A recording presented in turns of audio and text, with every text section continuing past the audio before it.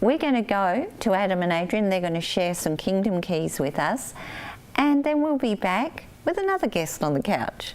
Thanks, Pamela. Today I want to talk to you about the fact that when Jesus ministered in Matthew 8, 9 and 10, he often ministered a bit like modern warfare. You know, we watch CNN or some news channel where you can see, you know, countries are invading other countries. They would take out the opposition that exists in the sky, the anti-aircraft guns, the hangars holding airplanes, and so on, before they actually send in ground troops. Well, I think Jesus did a similar thing.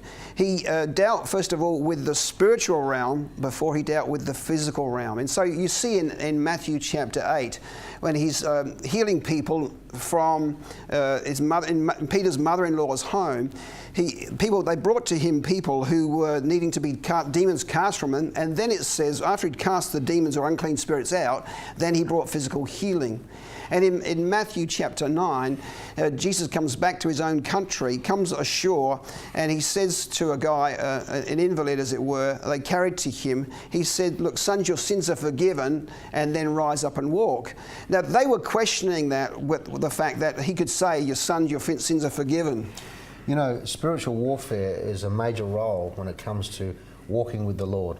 And to follow on what Adrian's saying, is that I've experienced this. When I was in India once, I had a dream of a bull attacking me, and they worship cows and they worship animals in India. I actually, when I had this strategy from the Lord in the Spirit, had a plan to actually take out what's going on in the heavenlies. You see, the enemy wants to try and destroy you. And when I say the enemy, it's Satan himself.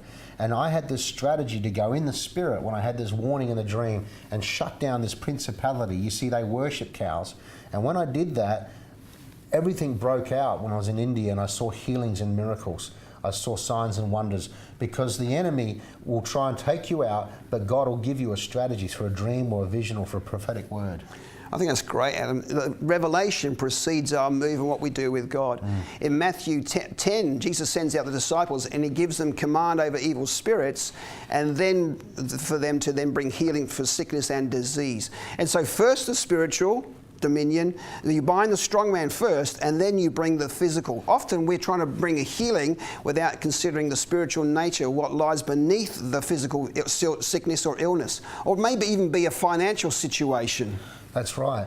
And with the financial situation, things can shift, and then you can get the blessing of the Lord come to you with financial debt cancellation. So I want to encourage you guys to really come into this mode and understand this, and we'll see you next week.